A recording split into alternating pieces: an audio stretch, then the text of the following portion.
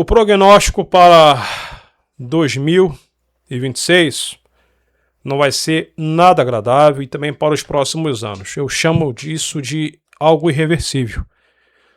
Estudos realizados pela própria ONU e outros órgãos é de um 2026 também muito quente, com muitos episódios de chuva, principalmente aqui na América do Sul, Sudeste Asiático.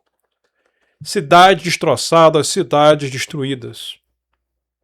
Quem acha que é o juízo de Deus, o juízo final, o apocalipse, cada um com a sua opinião. E realmente, dentro da ciência, eu posso dizer que os dados não são animadores. Praticamente quase todos os dias eu mostro vídeos bizarros para vocês de eventos incríveis acontecendo pelo mundo, cidades destroçadas, como foi o caso de Ubá, a situação também de Juiz de Fora. Alguns meses atrás, cidades no Paraná foram destruídas por um tornado.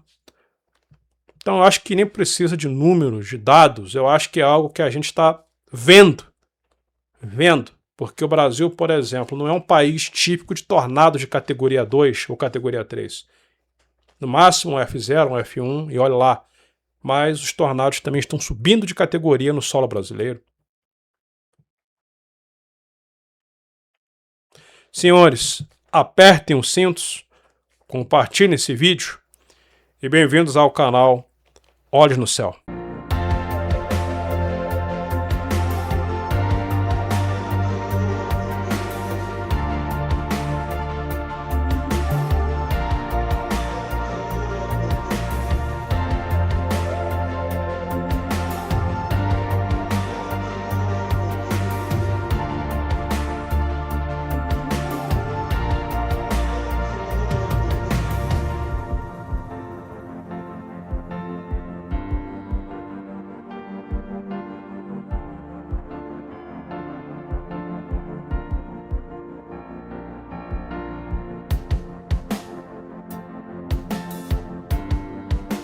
Previsões apontam início de 2026 com temperaturas acima do normal.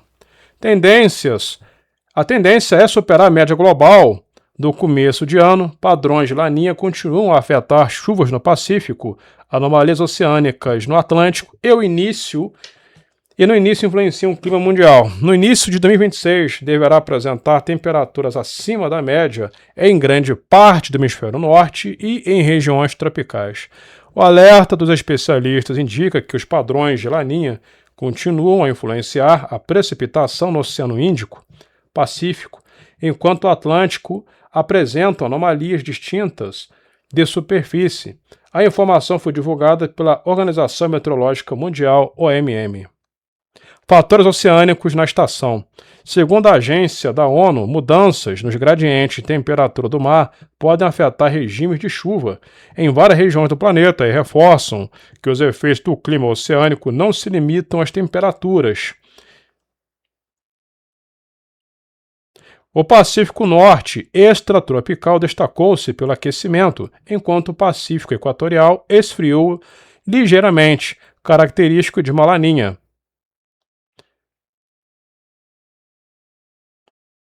Modelos e condições. Modelos globais indicam forte probabilidade de temperaturas da superfície terrestre acima do normal na maior parte do hemisfério norte.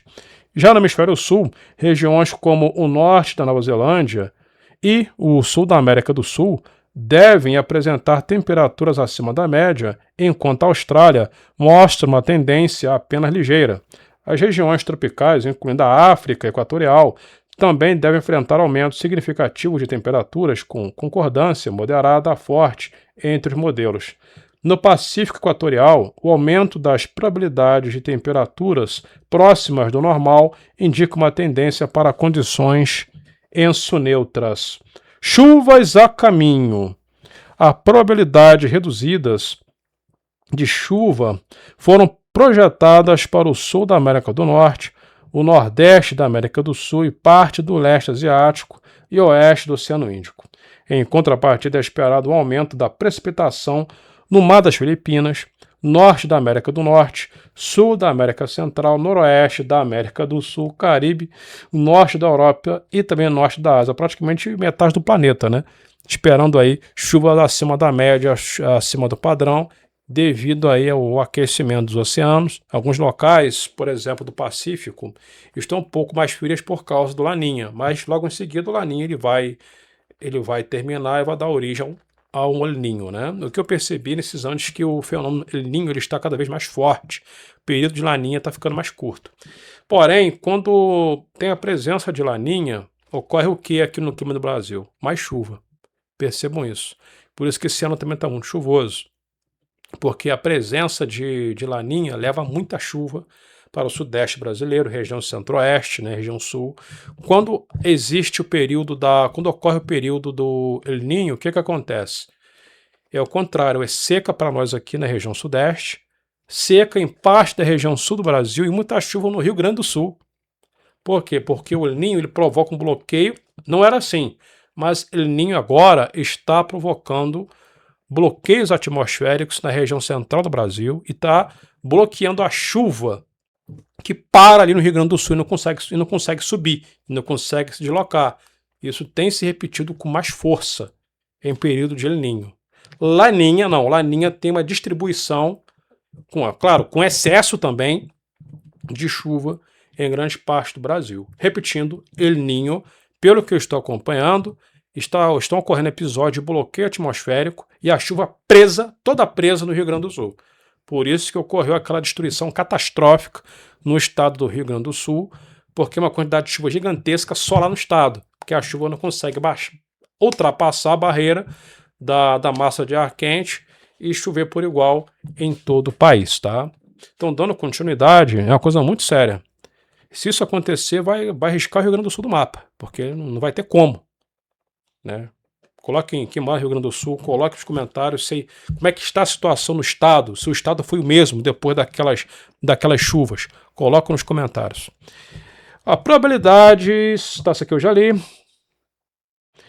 Estes padrões destacam a complexa interação entre anomalias oceânicas e atmosféricas na definição do regime climático global. Uma outra informação, de acordo com o Comitê Interministerial para os Recursos do Mar, que gerencia o Programa Ártico Brasileiro, cientistas vinculados a esses programas têm alertado que o que acontece nos polos não fica restrito aos polos. O degelo acelerado tem um efeito cascata que impacta diretamente o clima global e a economia de países como o Brasil. Aqui estão os principais mecanismos de como esse degelo afeta o clima atual. 1. Alteração das correntes marinhas.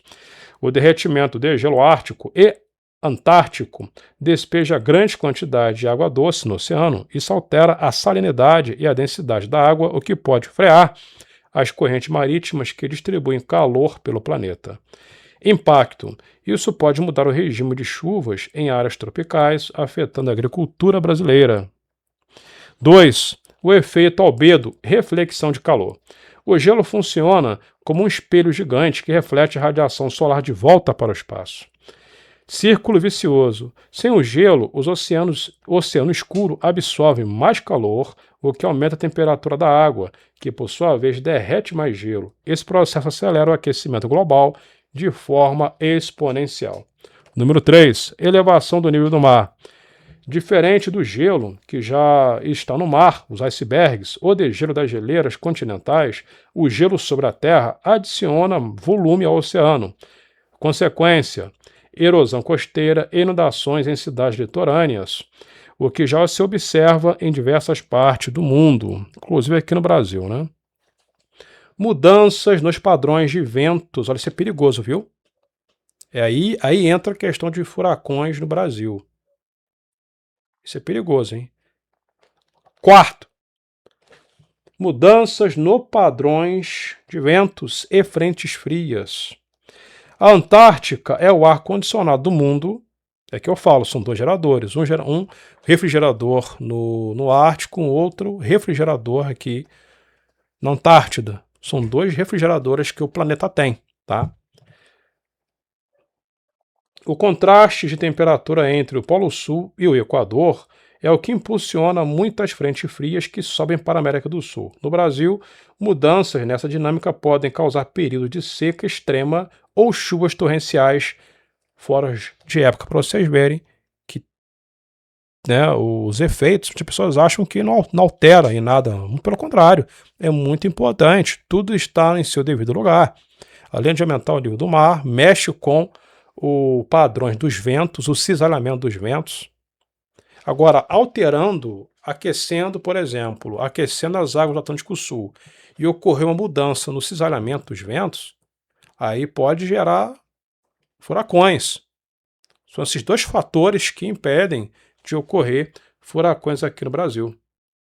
São esses dois fatores. A temperatura do Oceano Atlântico, que é inferior, né, a 27 graus Celsius, e também o padrão dos ventos. Se essas duas situações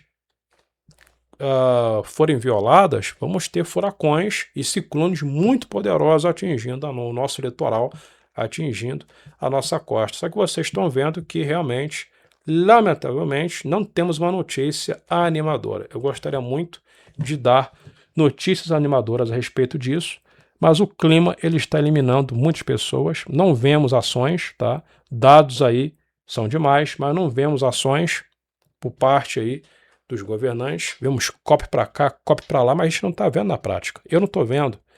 Eu não estou vendo, sinceramente. Eu não estou vendo. E aí o que acontece? As baixas sempre vão servir de números, estatísticas. É que eu digo para vocês. Cidades devastadas são estatísticas. O número de baixas aumentando cada vez mais e mais e mais. Ainda mais aqueles, os desfavorecidos. Aí a carnificina, lamentavelmente. Eu agradeço pela presença e até as próximas informações.